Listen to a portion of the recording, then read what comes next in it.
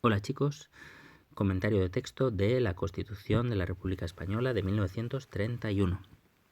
¿Vale? Os voy a hablar de un fragmento de la Constitución, algunos artículos que se ha elegido en esta página web que os enseño. Y bueno, tendríais para esa pregunta 2, tendríais que hacer las tres cosas. El núcleo temático, acordaos, número del núcleo temático número tal, título del núcleo temático, los años que corresponden a ese núcleo temático y una breve explicación de 2 líneas sobre esa época. Segundo, el contexto histórico. Pues aquí, teniendo en cuenta que es la Constitución de 1931, pues yo hablaría de la transición entre la dictadura de Primo de Rivera y luego la del general Belenguer y la llegada de la Segunda República. Es decir, hablaría de esas elecciones municipales en las que Alfonso XIII se da cuenta que ya no tiene el apoyo de la parte más activa de la sociedad española y decide marcharse al exilio.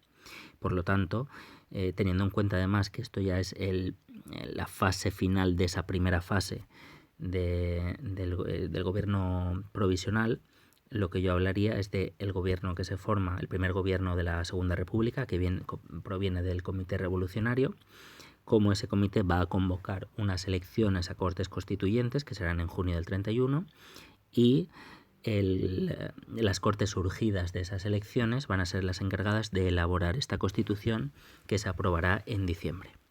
¿De acuerdo? Eso sería el contexto histórico. Y una vez dicho eso, pasaríamos a hablar de las ideas principales. Entonces, para hablar de ello, lo primero que... Esto es muy fácil de realizar porque van a ser varios artículos, ya tenéis la estructura hecha.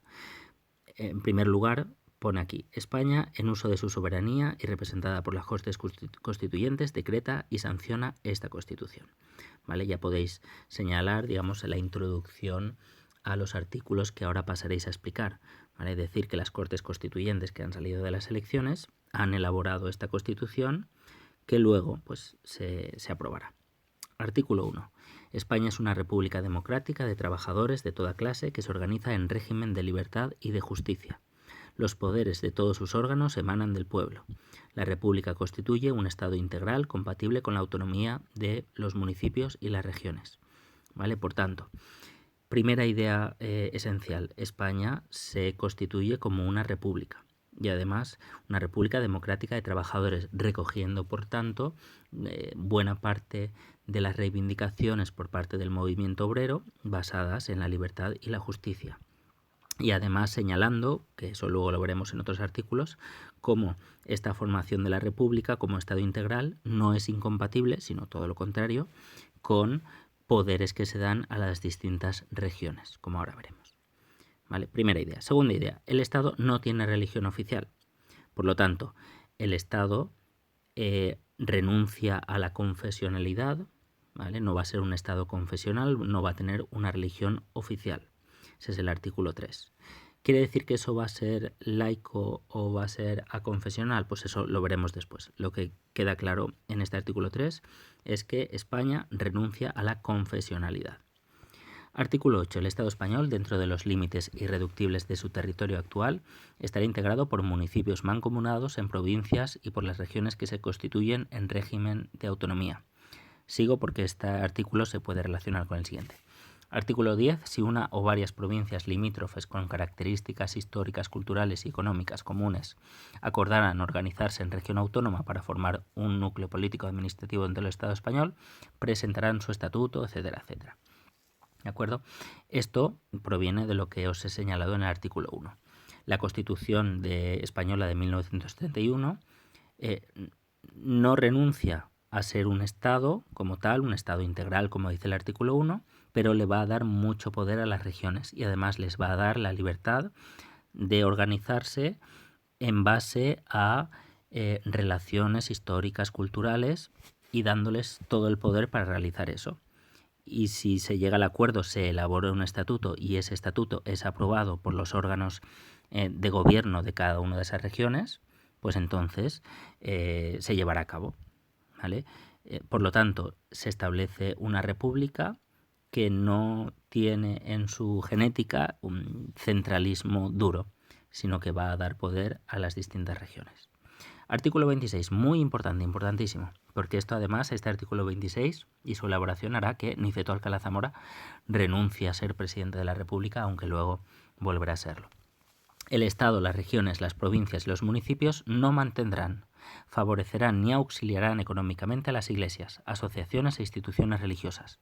Una ley especial regulará la total extinción, en un plazo máximo de 2 años, del presupuesto del clero. Quedan disueltas aquellas órdenes religiosas que estatutariamente impongan, además de los 3 votos canónicos, otro especial de obediencia a autoridad distinta de la legítima del Estado. Fijaos, en este artículo 26 hay 2 ideas, ¿vale? Una que está clarísima y otra que es un poco más complicada de ver. La que está clarísima, os he dicho antes que el Estado renuncia a la confesionalidad, es decir, no declara que no tiene una religión oficial, que España no se declara católica, ni musulmana, ni hindú, ni nada. Renuncia a calificarse con una religión. Y os he dicho, eso no quiere decir que sea aconfesional o que sea laica, eso habrá que verlo. Y este artículo 26 nos da la clave para saber ante qué tipo de Estado estamos. Teniendo en cuenta que dice que el Estado no mantendrá, ni favorecerá, ni auxiliará económicamente a nadie, eso quiere decir que estamos ante un Estado laico. No es aconfesional. La aconfesionalidad, en la confesionalidad el Estado no se declara oficialmente de ninguna religión, pero ayuda, favorece, auxilia económicamente a las iglesias, como hoy en día. Hoy en día España es un Estado aconfesional, no es un Estado laico, como en la Segunda República, ¿vale? Por lo tanto, en este artículo 26 España se declara un Estado aconfesional. Segunda idea de este artículo 26 que no está tan clara, la disolución de órdenes religiosas que estatutariamente impongan tal. Fijaos, el voto especial de obediencia a autoridad distinta de la legítima del Estado. Eso va dirigido clarísimamente contra los jesuitas. ¿Por qué? Porque los jesuitas establecen en sus estatutos la obediencia al Papa. Es decir, no se declaran súbditos, no se declaran, súbditos vendría del antiguo régimen, ¿vale? No empleéis la palabra súbditos, pero no se declaran sujetos a la autoridad del gobierno del Estado, sino a la autoridad del Papa. Esto le va a servir al gobierno de la República para eliminar, para suprimir, o como dice aquí, para disolver la orden religiosa de los jesuitas. ¿De acuerdo? Y además luego, como veremos, en el bienio reformista se les impide a las órdenes religiosas dedicarse a la educación, ¿vale?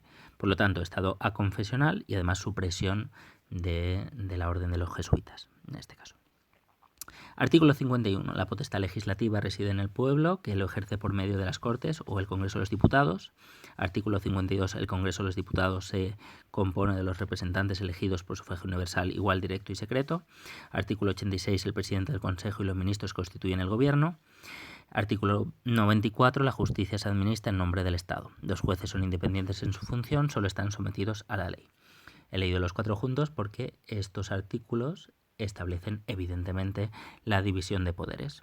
El poder legislativo lo tienen las Cortes, el poder ejecutivo, el gobierno, lo tiene el presidente del Consejo y los ministros, y el poder judicial lo tienen los jueces, que son independientes. Y luego, otra idea que estaba por ahí es el sistema de sufragio, y establece un sufragio universal, igual, directo y secreto. Por lo tanto, también femenino, no establece aquí que sea masculino.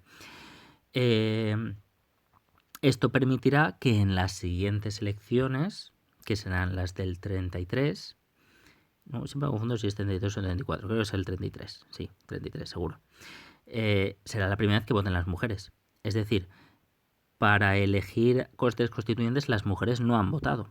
Es con la Constitución que sale de esas Cortes Constituyentes con las que se va a dar derecho a las mujeres a poder votar y votarán en las siguientes elecciones.